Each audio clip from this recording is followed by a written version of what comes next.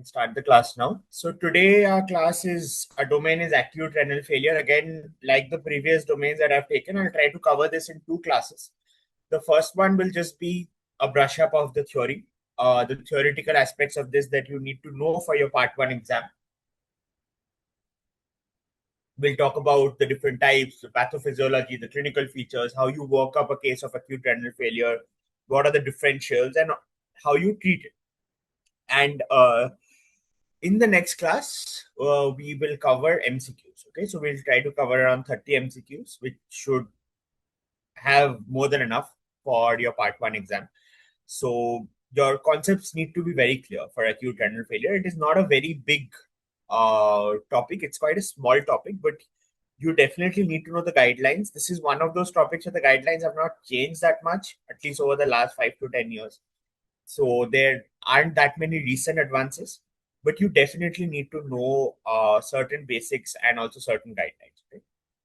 So coming to the topic, if you have any doubt, you can feel free to stop me at any time and ask me questions, or you can ask me questions at the end. So why is acute renal failure so important? It is obviously very common in the ICU, okay? And it is independently associated with mortality, longer ICU stay, development of chronic kidney disease, and dialysis dependence. So even very small rises in creatinine become clinically meaningful. Why? Because serum creatinine rising is a very delayed phenomenon. Almost 60 to 70% of the nephron needs to get damaged before your creatinine starts rising. So if you have a patient with a rising creatinine, that means that a significant portion of the kidney has already been damaged, and that's when the creatinine has started increasing. So whatever you do at that point is probably already too late. Okay, so also rising creatinine can be delayed. It can be affected by other factors such as muscle mass. Patients who are cathectic, have very low muscle mass, would often have a falsely low creatinine, even with a renal failure. It can also be affected by dilution and also production. So acute kidney injury is a marker of illness severity as well as a mediator of harm. So inflammation, fluid overload, metabolic acidosis, drug toxicity, all of these can coexist with acute renal failure. Early recognition is of paramount importance because there is certain degree of reversibility in most of our cases of acute kidney injury only if you pick it up early. So there are certain pre-renal causes where you can reverse it. Source control in sepsis is very important, would also help with the AKI. Avoidance of nephrotoxic medications and timely escalation of medications and other supportive treatment is also very important.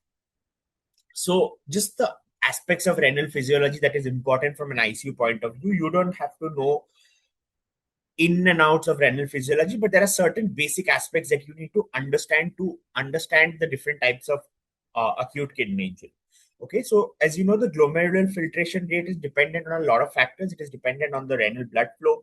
It is dependent on the glomerular capillary pressure, the oncotic pressure, and the integrity of the tubules, right?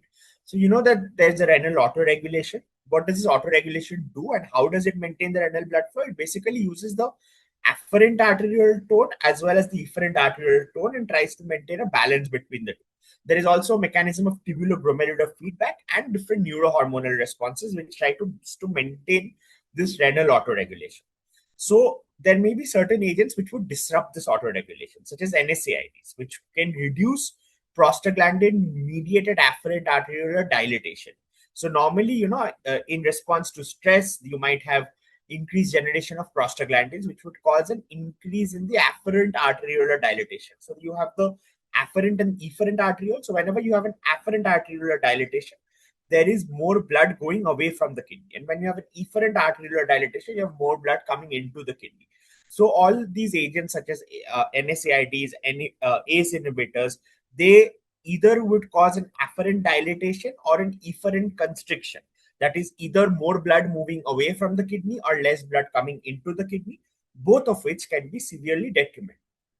Remember that the renal cortex is divided into the medulla and the cortex, right? So that's the renal parenchyma. Sorry, it is divided into the medulla and the cortex.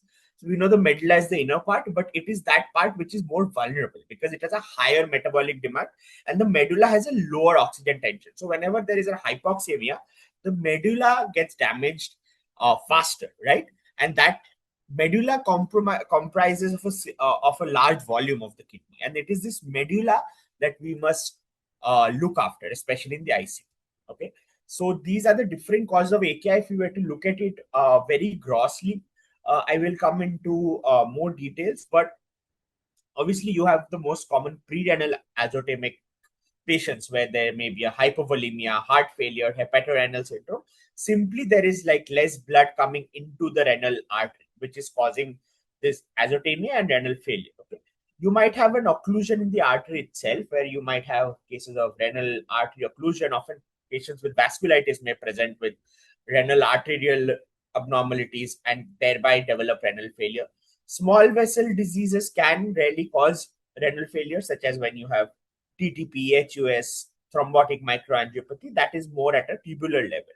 Okay, you can also have glomerular problems, such as if you have an anti-GBM disease, you may have post-infective glomerulonephritis, infective endocarditis, membranoproliferative glomerulonephritis. All of these can also affect the glomerulus, which can also contribute to AKI. In these cases, typically you would find more of hematuria and more of proteinuria.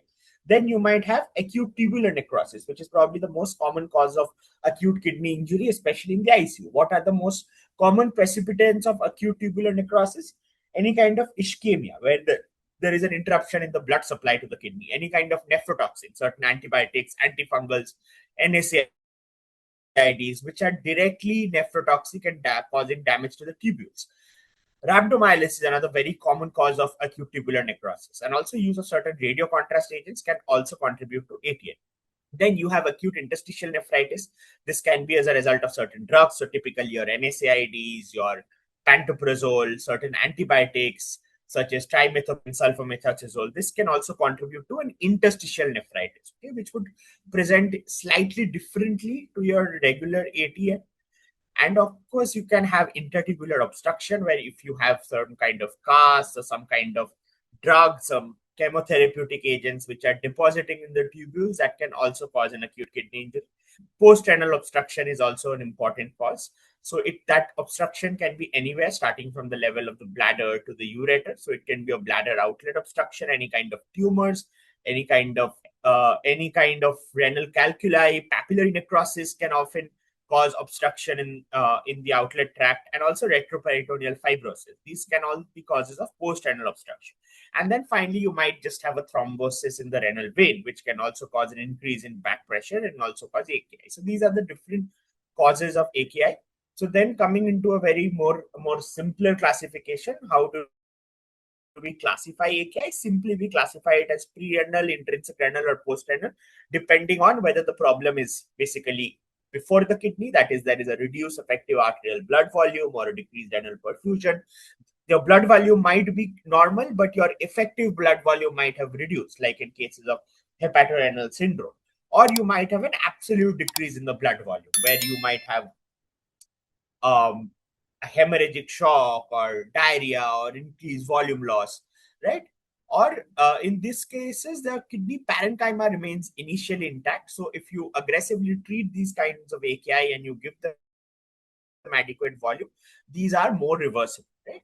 So these are the different causes of pre-renal AKI. You might have volume losses, such as you might have vomiting, you might have blood loss, you might have different forms of uh, uh, you might have redistribution of blood supply, where there is an increased blood supply to other organs and a reduced effective arterial blood volume.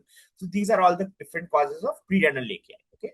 Then you have your intrinsic renal AKI, where there is basically a problem with the tubules, the interstitium, the glomeruli, or vessels. I spoke about the different causes that can damage tubules and cause an acute interstitial nephritis, the different causes of interstitial nephritis, right? The different causes of problems in the glomeruli, which cause a glomerulonephritis, or problems in the renal vessels, either the renal artery or the renal vein. And then, not to be forgotten, is also post-renal AKI, which is basically an obstruction to the urinary flow. So your kidneys are fine, your vessels are fine. There is basically just an obstruction to the blood flow from the kidney, which can be at different levels. It can be at the bladder, it can be at the ureter, it can be anywhere, right? So, but this must be considered because it is also quite rapidly reversible. So if you just reverse this obstruction by a surgical maneuver, then you can just reverse these kinds of AKI very easily. And often in the ICU, you might have a mixed pattern, very important. So you might have a patient who has a shock and they have some volume loss. So they have a pre-renal AKI, but also they have some component of intrinsic renal AKI. Similarly, consider a patient who's developed an obstruction and they've developed a post-renal AKI, but they're also lost a lot of, they've also vomited out a lot. So they've also developed pre-renal AKI. And in the meanwhile, they're developing an acute tubular necrosis because of the hypoperfusion. That is also causing an intrinsic renal AKI. So all of these might coexist in ICU patients.